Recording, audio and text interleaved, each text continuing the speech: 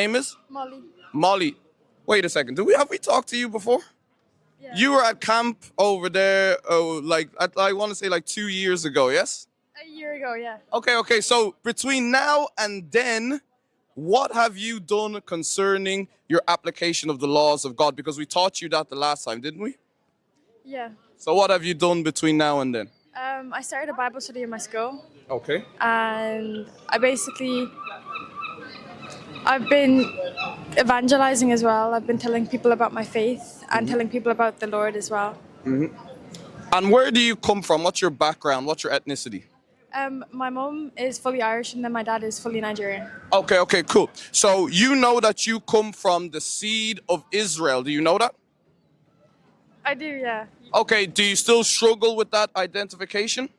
A little bit, yeah. Okay, cool. So we're going to try and clear that, make you a little bit more comfortable in that teaching, because when you're going to evangelize, you have to teach, especially our people who come from Africa, who they really are, because our history, our culture has been shifted, because we've been taught that we were slaves at the beginning. We've been taught that we are at the bottom of all nations. We were monkeys climbing trees, etc. We had no education until we were taught by other nations. Have you heard stories like that before? Yeah. So now when we go into the Bible and find out that we come from Jesus's line, we come from royalty, we should be able to find power in that to be able to teach our people. But let's go into the Bible, and it all starts with Christ. That's the most powerful figure. Let's go into the Bible and let's get that. So before we start, do you know the description of Christ? His feet are like a burning. Yeah. It's like, yeah, in Revelation. So this is one thing that you have to have solid, the description of Christ. Give me that in John 7 first, because the description of Christ is very important. People will say it's not important, but it's very important. Give me that in John 7. The book of John, chapter 7, verse 38. Yeah. He that believeth on me, as the scripture had said, It says, he that believeth on me, as the scripture had said, out of his belly shall flow rivers of living water. Rivers of living water. Now, the jacket you're wearing right now, it looks like a sheep, right? It's like sheep texture. Which people on earth have the same kind of texture as the jacket you're wearing right now? Texture hair. Yeah. Like curly hair. Yeah. Do you relax your hair? Yeah. Okay. And if it was natural and no chemical, no relaxer, how would it come out? Curly. Very curly, right? Would it come almost afro, or did you get away with it because you're a little bit mixed? It would be an afro, yeah. It would be an afro, right? And is afro hair like sheep's hair? Yeah, so if your hair was afro, it would look like sheep's hair, right? Now let's go into the description of Christ. The book of Revelation, chapter 1, verse 14. His head and his ears were white like wool, So it says his head and his hairs were white like wool, as white as snow, and his eyes were as a flame of fire, and his eyes were as a flame of fire, and his feet like unto fine brass. and his feet like unto fine brass. What color is brass, sis? Dark. you know? Like it's a dark color. I don't have to explain it. It's like bronze. You ever seen the Olympics? It's got gold, it's got silver, and bronze in that order. So it's like that color. Brass is like bronze. They make brass trumpets. You ever see trumpets in a marching band? They make that out of brass. As if they burn in a furnace. As if they burn in a furnace. So if I even take white rice from this shop here and I burn it, what color will it become? Black. Exactly. So Christ is a black man according to the Bible. Can I continue it?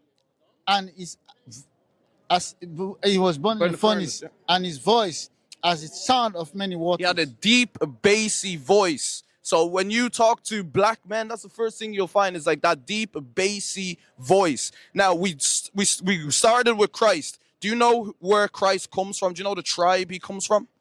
Judah. Judah, very good. Do you know how the real Jews are described in the Bible?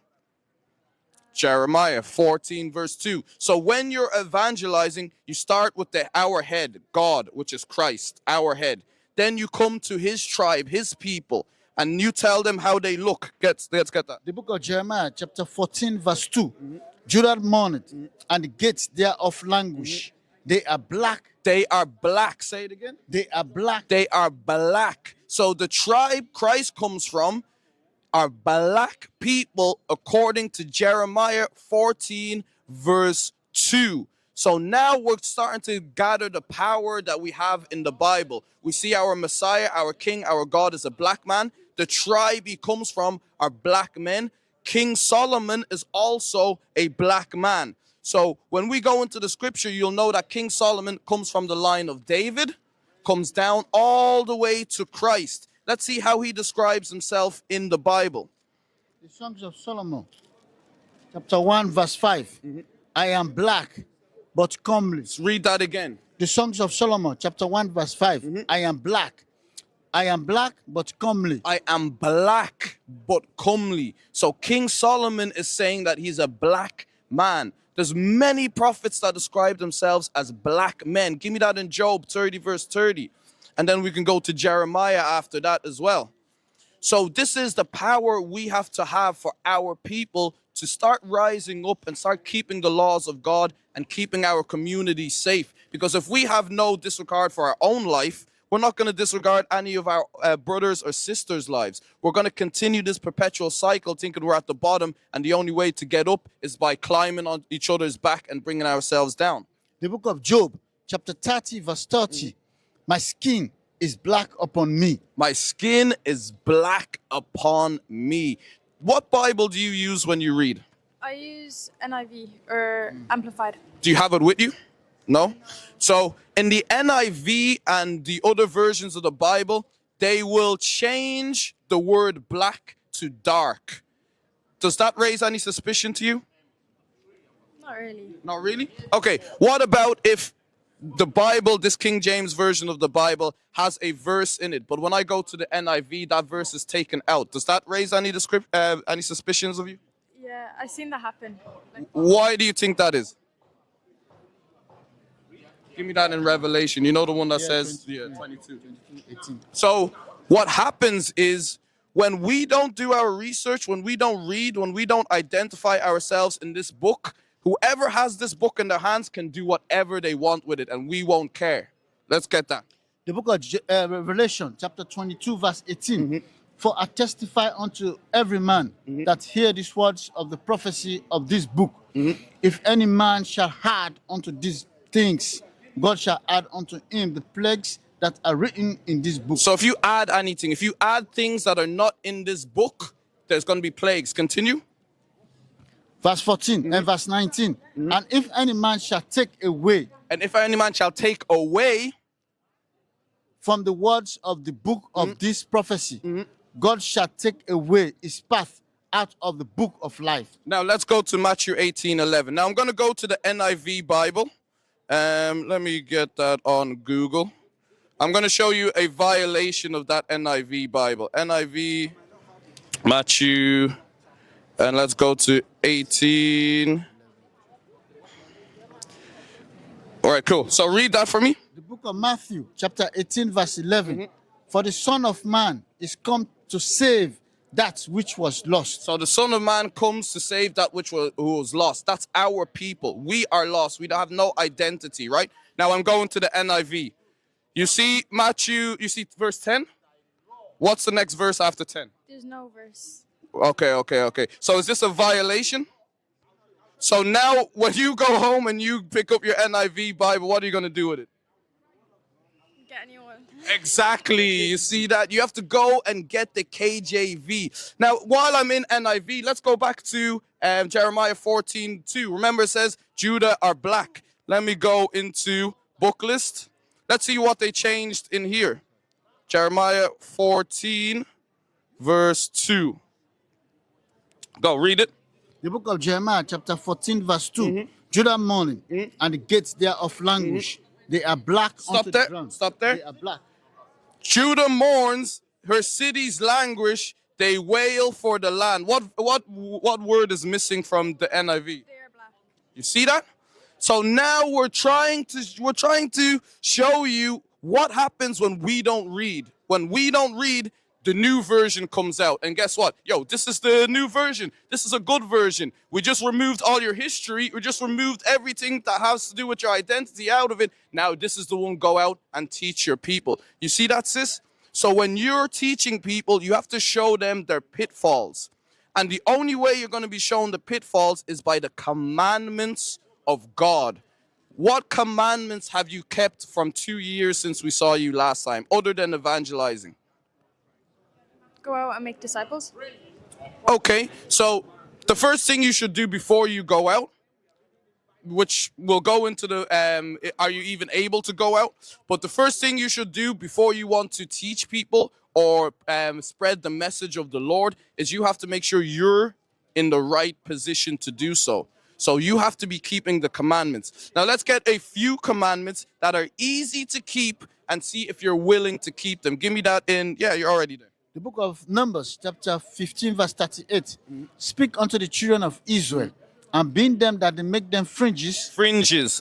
You saw us last year, 2 years ago, wearing the fringes. Very easy. You just sew them.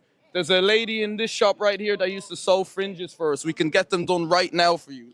Fringes in the borders of their garments throughout the generations, and that they put upon the fringe of the borders a ribbon of blue. A ribbon of blue. So around your dresses, at the borders, ribbon of blue, the fringe can be any color.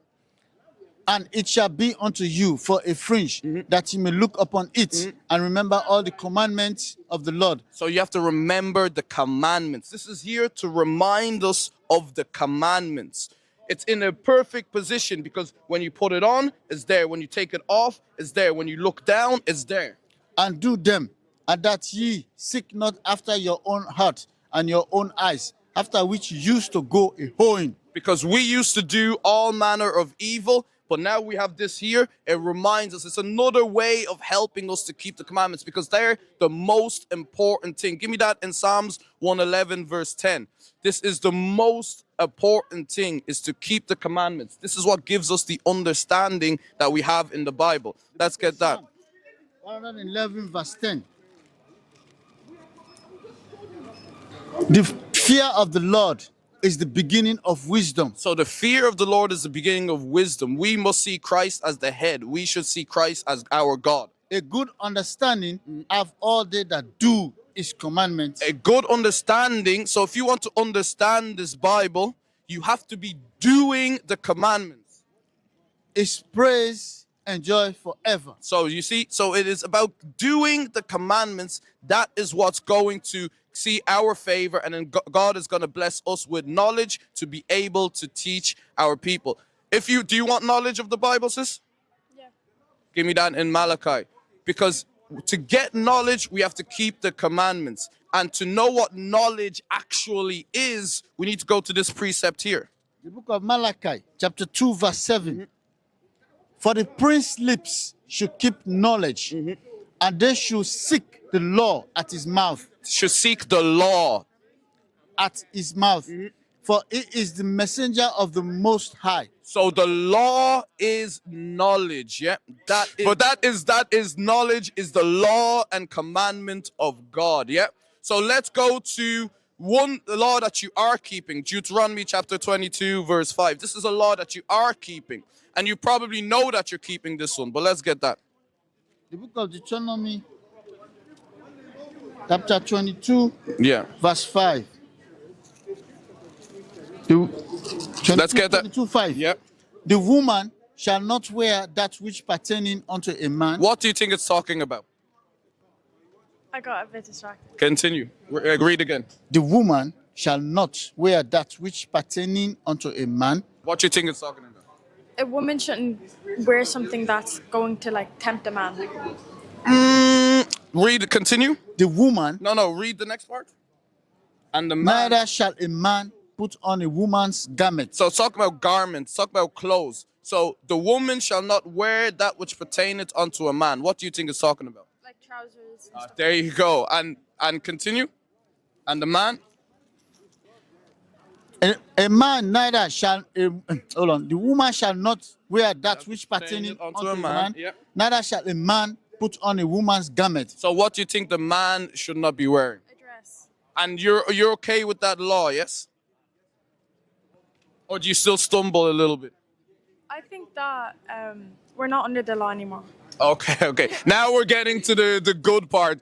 Give me that in Romans 2. What is a nation? Nation is family. Nation is community. Nation is men leading by example. Nation is women's support. Nation is children with role models. Nation is unity. Nation is